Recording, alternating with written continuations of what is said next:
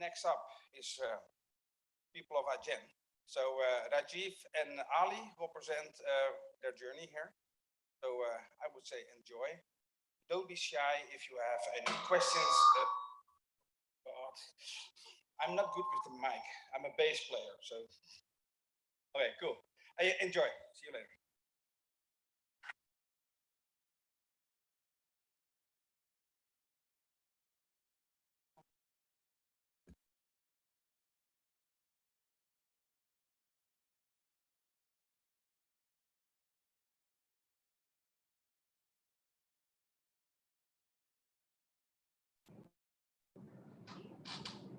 Welcome to the Mac Admins hosted by Adyen. It's really my pleasure to have you all in here. My name is Igor, and we would like to thank everybody in advance, both presenters and spectators, for the upcoming events. And I really hope that you all enjoy it. I'm currently in São Paulo. I'm sorry for not being there. I'm really bummed out because I'm going to miss the drinks and the snacks. And of course, thank you, Misha. We're really excited to host this event in our event space. We have a fun agenda in front of us, so let's start maybe shortly with the company I work for. Adyen is a financial technology platform. We provide end-to-end capabilities for payments, data-driven insights, and financial products in a single global solution. Our purpose is to help businesses achieve their ambitions faster. We do that with getting the traditional value chain, which is quite complex and requires a lot of effort from the companies to actually implement it, and simplify it for the payments required by our customers by putting a big part of the process in our product. So basically, we take the gateway, the risk management, and the processing and acquiring, and do it ourselves. We have currently, in a very short period of time, managed to grow in every aspect by a huge margin, whether that is in employees, process volume, or our spread in the world. I can remember joining the company 3 years ago when we were just about 1,100 people worldwide. And currently I'm being called a dinosaur. This year alone, we opened 11 new offices, and we have onboarded quite a lot of people. This, of course, would not have been possible without the business infrastructure team that I'm a part of. And this team is made by system engineers that have automation in their focus, and they're building systems that can always support 20 times the size of the products our employees are using. So this varies from maintaining the endpoint backups in our company, to automating repetitive administrative tasks with Ansible, to assuring we're compliant on the systems we maintain, making the lives of our employees as easy as possible, and in the same time being able to securely and reliably employ big amounts of people every month. We are currently spread out in 5 teams, but we all collaborate closely while working with similar tools. Today, you're going to follow a presentation from the team I lead called Device Management. And without further ado, I would like to leave the stage to Ali, who is going to talk a bit more about what we have done and some processes that we have changed in the past some time. Thank you, everybody, again, and see you.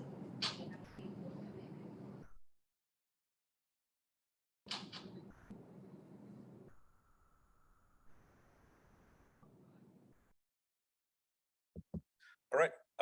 Welcome everyone. I'm the third person to welcome you tonight. My name's Ali. I'm a macOS system engineer for Adyen. I've been working for the company for over a year and a half. I am part of the device management team, as Igor has already mentioned with Rajiv. Today we'll discuss two agenda points, the onboarding and the migration process within Adyen and what we have done over the past year and a half to achieve where we are right now. The legacy onboarding and how that has been set up was that the onboardings were exclusively done in the offices. We would go and unpack, the engineer would go and unpack the machines. He would kickstart the machines in our Kickstart, in a specific setup Kickstart network, and we would onboard our colleagues in the office. This is time consuming for both the engineer in preparing the machines, but also time consuming for the people that are actually onboarding at that moment. It takes almost a full day to actually go through the whole process. We would need about 7 days to, a month to prepare 100 machines. That's a lot if we can automate that. This is where we have gone to when we did the legacy remote onboardings. It still starts with the first phase of getting the machine and unpacking it. We kickstart in the same flow that we did previously. We would repackage the kickstarted computer, we would lock it with our mobile device management tool, and then we would ship it to the colleague. The first 4 steps are in red, and those were done by engineers in the company. The latter 2 steps, delivery at the colleague and the laptop setup, were done by the onboarded colleague. It would still take a lot of time to do the first 4 things, so there needed to be a new way of doing things. This is where we have gone to since the beginning of 2021 onwards. The shipping in yellow, because that is still part of something that the device management team does, and the second 2 things are in green, are being done by the colleague themselves. Delivery at the colleague and the laptop setup. This was done through device enrollment, automated device enrollment, and a lot of scripts and a lot of tools that we've implemented. What we have implemented here as well during the last 2 things is that a colleague guides himself through the onboarding of his machine through videos that we've created for them. So they would go through the flow of setting up their computer, setting up their email, setting up their calendar, all the services that they need to do their jobs through automated videos. So each and every onboarded person can go through their own pace of doing these things. This is where we are right now. So first thing is still being done by us, and it's in yellow because we also have third-party vendors that take care of this, depending on where we are in the world. So those machines get drop shipped to the colleague unpacks, takes care of setup of the machine, and guides himself through, as well automated videos. Each and every one goes through their own pace. They do not have to wait for each other. So a team of 100 people that need to be onboarded can be done by one single engineer, and the engineer has not touched any of the machines beforehand. When the migration, because both the onboarding and the migration is done in one breath, if it already contains an existing account in our mobile device management tool, it will allow for someone to be migrated. So if Jamf recognizes, hey, you already have an entry, you are allowed to migrate to a new machine. You can click a migrate me now step. By the end of the flow, the onboarded person can return their old laptop if they have any. We did experience, I'm gonna stand on this side. We did experience some challenges when setting these things up, and my colleague Rajiv will take care of that.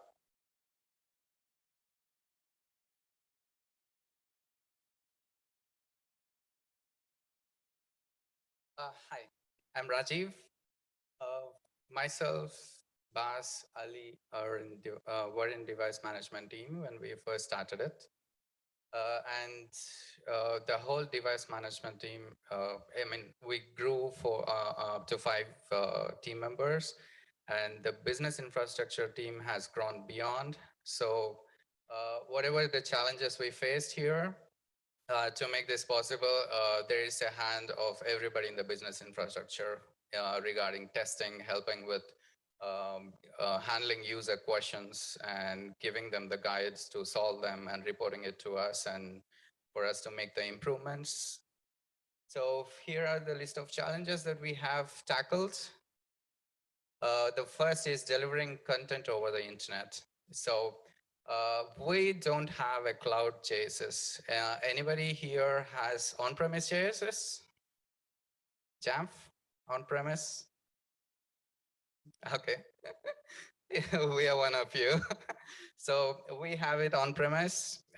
We are close to a bank. So we do it in a certain way, which is which gets things done in a secure way, and we do only stuff that is absolutely necessary. So we are still on premise. Future we don't know about, but right now it is like that. So to deliver the content over internet, we had to open some of our endpoints to internet. So we have opened a little part of Jamf to the internet. Yeah. This Jamf Pro Mini, it's not iPhone Mini, but it's a small amount of endpoints which we have released outside. So it is safe to manage the computers, but you can't do much with it. Like you can't log in, or you can't use API. You can't use any other endpoints which don't deal with core device management. And then we are using AWS Cloud Distribution Point. We're not going cloud, but we're using this because the packages that we have, there is nothing secret in it.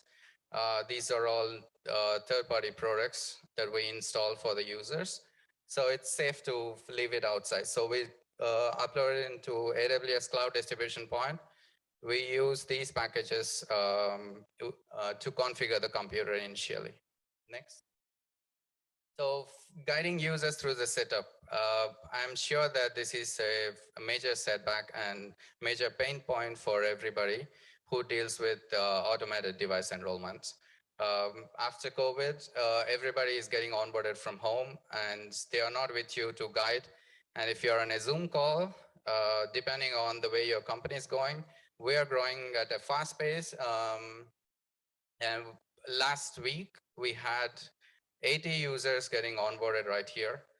And usually they get onboarded from home, around 80 to 100. So handling them all in a Zoom, it's going to be chaos. So, so guiding them through the setup is a problem. So we tackled it with using DP Helper. This is like DP Notifier that you are all aware of. We use this because we wanted to have full control over it, and we built it in-house. So what this does is that as soon as a user authenticates with DP, it covers the login window and guides him through the setup process.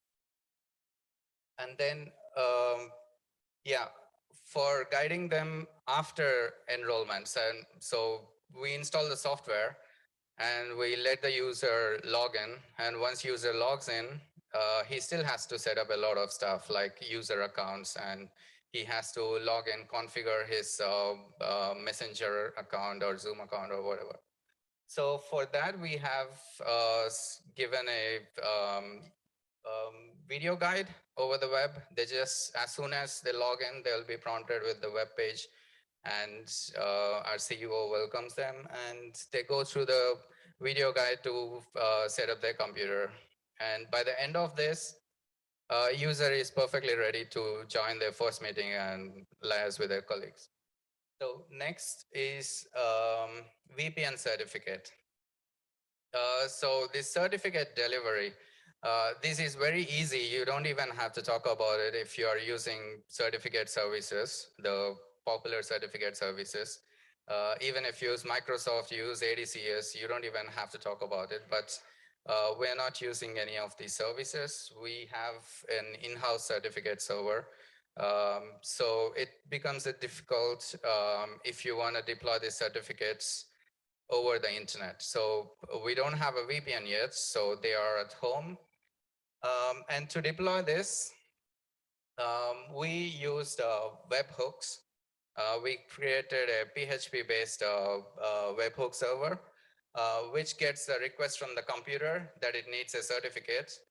It validates the request, provides the certificate to Jamf, and Jamf deploys the certificate to the computer using configuration profile.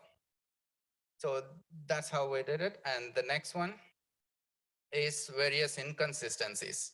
So we have set up everything and we were ready to go live. And on the first deployment, only 1 or 2 people went through. Others faced a lot of issues, and we had to tackle one by one individually. We had spent the entire day with the onboarded users. Thankfully, they were patient with us. So the problems were like this. Some people were joining from a hotel because they moved to the new location after they got job. And the hotel Wi-Fi was not that great. And some were using hotspot. It was switching between 4G and 3G. And some people were at home, but finally their kids were playing video games.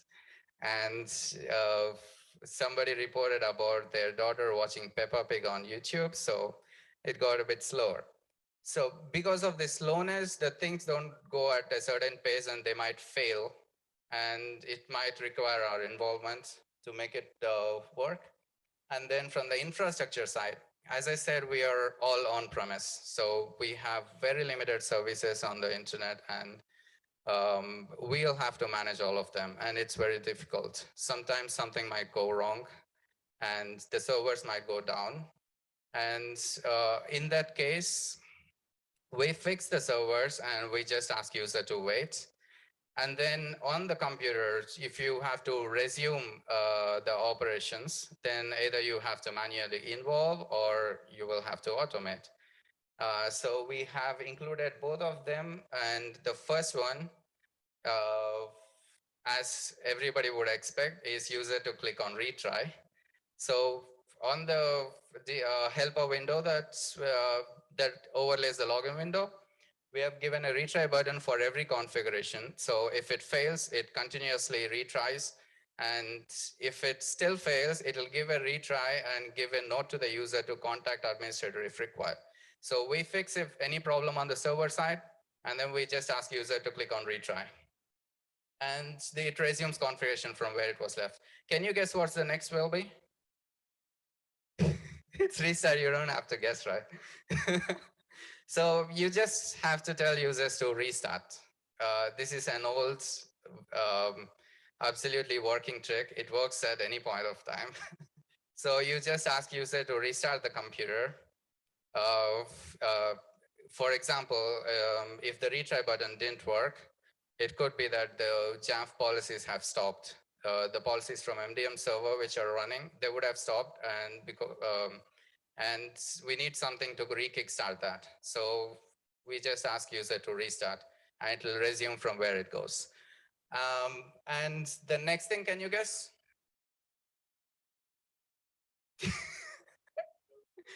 Yeah, it's not repeat. Next. It's not repeat, it's review. We don't want them to keep repeating the stuff and be in the same loop. We just ask them to wait for some time while we review in the background. And we also have an automation on their computer. It's called onboarding monitor, which monitors whichever stage they are on. If something has gone wrong, it automatically fixes that and gets them back to the point where it was left. So it's out of the Jamf and other workflows. We made it independent because we don't want it to stop its job when Jamf policies have stopped. So this review, retry and restart has reduced the queries from the users a lot. As soon as they see retry button, obviously they'll click on retry. So they won't report us that there is an issue. And the review will also make sure that these issues won't repeat. If VPN certificate delivery fail, it will automatically retry and make sure that it goes through. It won't even come to the point where user reports it. Next. So let's see how it looks. I was thinking of presenting it live, but we don't have the right infrastructure. So we don't have the test infrastructure ready for this. So I have just added the screenshots. So you are all aware of this screenshot no matter which MDM you use. So this is the point where the get once user connects to Wi-Fi. Sometimes they will not get to this point and they go through the data and privacy screen, which is a nightmare for every admin. So we were always wishing for this to be consistent. Hopefully in the new Mac OS, it should be better. And once user clicks on continue here, the next thing they see is welcome to Adyen screen. We didn't beautify this at all. We just wanted to start with basic and move further. So this is the basic that we could do. We just say welcome to them and click on continue. And here they will use our LDAP password that we share with them. So they enter the username and password and they click on login. This is just normal NLAP login, no integrations with anything else. And then it installs the enrollment profile. Once this enrollment profile is done, the next window is this one. So they don't get to the login screen. There'll be the login window is overlaid and covered at all points of time with this window. This is the dep helper. So at this point, it says 7%. So we communicate with users in numbers. So as soon as they ask us any doubts, like they are stuck somewhere, we first ask them which percentage. So they tell them I'm stuck at 7. Then we get to know that they didn't get enrolled yet. The enrollment is still in progress. So if you're using Jamf, at this point, Jamf is downloading Jamf binary to the computer. At this point, if it's stuck, then what can we do? Jamf is not installed on the computer. You cannot control this computer in any way. So what we did recently is that we have used Jamf API for re-enrolling the computer. So we have used webhooks and smart group scoping and extension attributes. So from Jamf console, you just toggle an extension attribute for this computer. It immediately triggers the enrollment and it re-enrolls this computer and move forward from this step. Next. This is where our configuration kicks in. Enrollment is done. We are first setting up the basic stuff to move forward. And the next one is enabling file vaults. We don't want to deploy anything on the user's computer and make the computer, make the data insecure without enabling the file vault. So the first thing that we do here before deploying Adyen data is file vault. So here, in the beginning, we had some challenges with having prompt for user needing to reboot, but we figured out a way to enable the file vault without any prompts, without needing any reboot at this point. So it takes around 15-20 seconds here and enables the file vault, and it proceeds forward. And the next thing we do is ask them to set up the password. So they have a default password there. We're not giving the computer password to the user. We know, but they don't know. They can just type whichever the password they choose. And they can change the password. This window also is designed by us. We have also presented our the password characteristics, 12 characters, capitals, numbers, everything else. And then once they fill the password, the next window, it will give the circle. If the submit button is not seen, then it means something wrong with the password. You might have mistyped, or you might have not followed the instructions, or the passwords maybe retyping the password may have gone wrong or something. Else you will see this button. And if you click on this button, it will reset the computer password for you. And the next one is a migration. So if a person has freshly joined the company, they don't have to, they will not see this at all. It will be shown only if the person is already in the company. The new people will move forward, but okay. So the new guys will move forward, but the existing guys, can you please do the back? Yeah, the existing ones who want to change their computer. There could be any reason for changing the computer. Recently, the biggest reason that made us change the computers was the release of M1. Everybody is out by it, so everybody wanted M1. So, so we thought it's okay. Let's make them use M1. Let's make everybody use M1 because it's the future. So we have started to migrate everybody, and we have asked them to register online and pick up their laptops, migrate themselves, and submit the old laptop back. And within a month, 500 people have registered for it and migrated themselves. And we have received less queries, and the queries were all posted in a chat. So any of our team, if they are available in the chat, they would just reply and solve their issues. And here, when you're migrating, it says if you have any other data, you can transfer it, click on skip or transfer. If for some reason the person who joined today has seen this issue, they can always skip. When you click on transfer, if you move forward, it'll ask you to connect the computers with USB-C. So we have first tried to do it over Wi-Fi. It seemed to be a futuristic to have a good connection with Wi-Fi and to transfer everything wirelessly, magically, but it's not reliable as of now. So there will be a lot of Wi-Fi issues. And as I said, they can use also 3G hotspots or 4G hotspots, and it's not reliable. So we just give a wire to them, USB-C to USB-C, ask them to connect both the laptops and follow the instructions.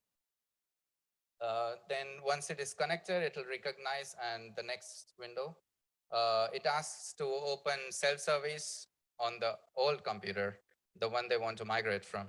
Once they open self-service there, they can just click on migrate now, and then the old computer will start transferring data to this Mac.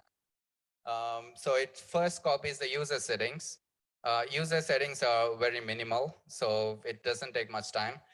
It copies these settings, and the remaining data will be copied in the background while the enrollment and configuration proceeds further. Next. Um, Once the user settings are copied, then we are first establishing VPN. This happens at the 50%. So if somebody has VPN issues, they say it shows 50%, so we fix them. In this VPN configuration was done through webhooks and communication from webhook to webhook server, Jamf to webhook server, and webhook server back to Jamf, and from there to computer. And it was taking a long time before. When Misha came to Adyen, we have shown this, and it was taking a bit of time. And the next day, we have improved it. And we have reduced the time to half. It will connect in 1.5 minutes, all the communication. And usually, if you use ADCS or anything, you don't even have to worry about this. But these problems are for the people who are not using any of these certificate servers. And the next thing, so if setup fails here, as I said, you will always have a retry button. And then click on it, it will establish the VPN. Next. So after the VPN, we are installing Managed Software Center. We are still using Monkey for delivering the software and for auto-updating the software. So we install Managed Software Center. And the next one is we install, next one. Yeah, we install the basic software here that are required for the onboarding process and that are required for them to configure the computer initially. So once these are installed, it will take up to 100%. I mean, like 10 to 15 minutes to get this done, and then the computer setup is done. They can log in. As soon as they log in, the next window is a web browser with a welcome note of CEO and other executives. They once they are welcome, they'll click on Start Onboarding, and then they go with the videos. Next one, yeah, they go with the videos and they configure the Mac. We will be on the call with users, guiding them with the setup process at all points of time. But we are always trying to reduce the queries, automate stuff so they can do it by themselves. Next. So the solution stack that we're using is the first one, Apple Business Manager. Without that, we cannot do the DEP. And then MDM server, we are using Jamf Pro for that. And Jamf Listener and Vault Pass, these are in-house made solutions. What Jamf Listener does is it collects the webhooks and do certain actions. Like, for example, you want to lock the computer, then we send the lock command without an API call from computer to Jamf. Jamf reports it to Jamf Listener, and Jamf Listener serves the lock and stores the lock in vaults, and then reports back to Jamf. So this is written in PHP script. And the vault pass. Vault pass is being used to rotate the admin passwords on the computer. So we have a server written in Python Flask and a client written in Swift. So the client rotates the password and submits to the vaults. And from the server, we can just log into the server and view the passwords that you want. For example, if I want to troubleshoot somebody's computer, I just go to Vault Pass and get the admin account of that user and log into his computer. And then the programming and scripting that we have done for this, for the programming part, we use programming for Vault Pass client and for Deb Helper window. And for them, we have used Swift. And for the scripting, we have used Bash mostly. All the scripts for migration, everything is in Bash.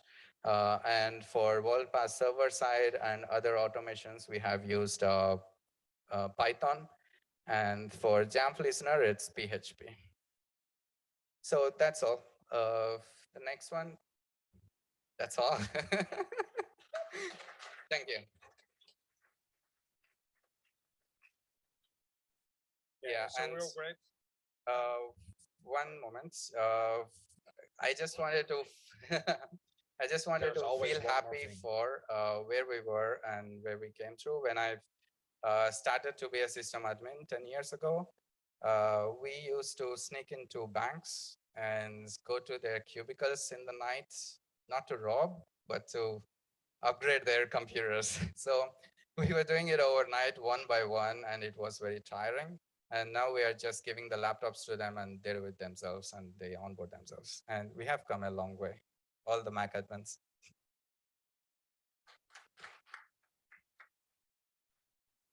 Yeah, that was awesome. Any questions here? Because I saw in the chat already all the questions were answered, so thank you for that. Any questions here? For sorry. Oh, you were.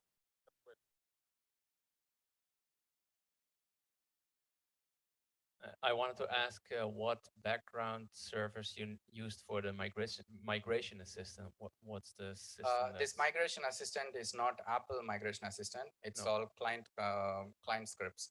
One script starts from self-service on the old computer. One script starts on the DEP migration window on the new computer. They both talk to each other. All right. So and it transfers the data file by file via rsync. We use different methods in the rsync. We first send everything via non-zipped format. And if you don't zip it, sometimes you will lose some files through rsync. But if you don't zip the files, then it's much faster. So there is a benefit and there is also a loss. So first we sync everything without zipping. And then we resync everything with zipping. So whatever is left off, that will be synced later. All right. But during the process or after? During the process. Yeah, exactly. So it finishes all of it. So it's completely migrated. Yeah, step by step. Like we first migrate user settings. So user settings will be zipped and sent first. Will be sent directly first, and then zipped and sent again. All right. Whichever is left, it will install. And then we start with desktop, and then downloads and everything else. Smart, clever system. Thank you. Yeah, Thomas has a question. Any thoughts of integrity checking of the Mac during enrollment?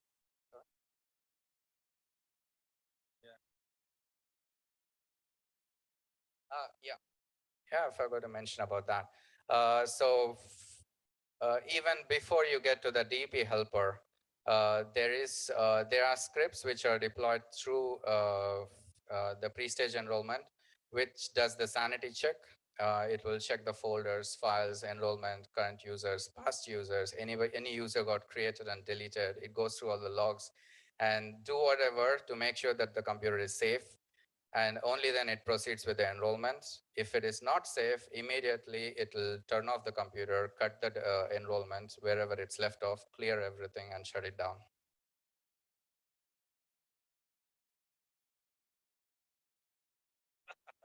Too slow. Did you encounter network issues because of endpoint protection? Endpoint protection. Endpoint protection. We are not using any endpoint protection. What are you using then? We're using a different antivirus, but we're not supposed to say that.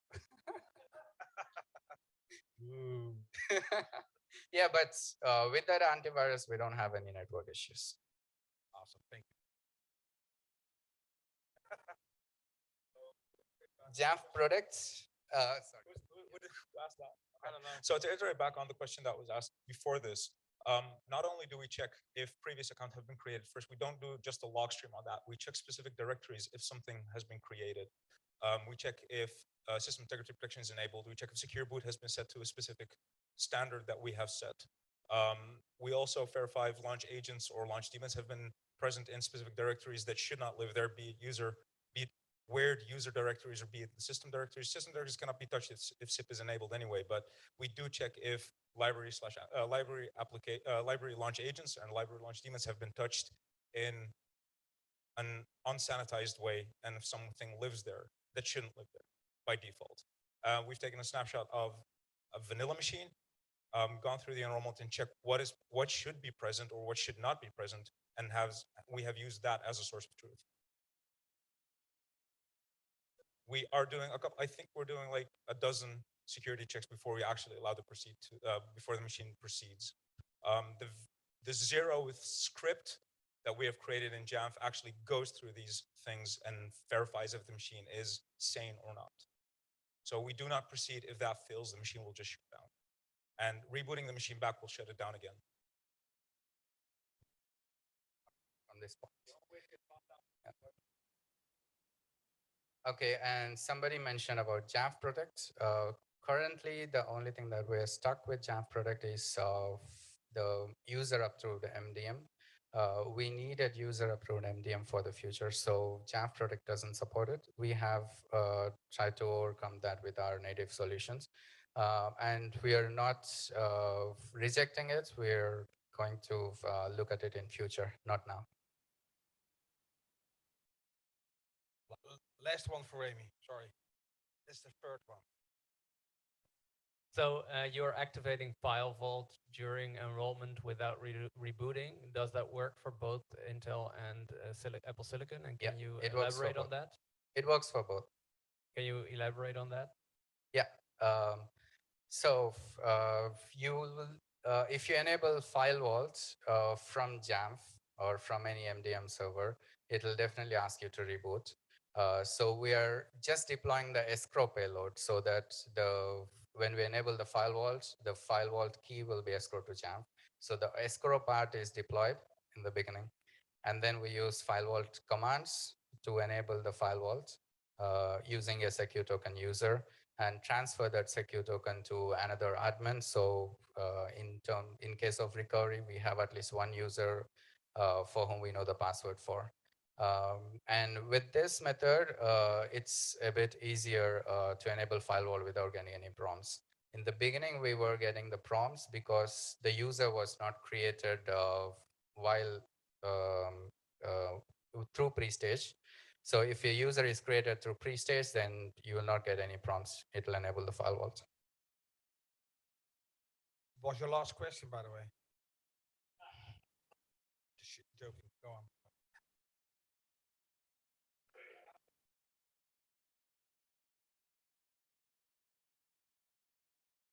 No, the account that we deploy through pre-stage, that account will be used to enable the File Vaults without any prompts, and the escrow happens through Jamf payload.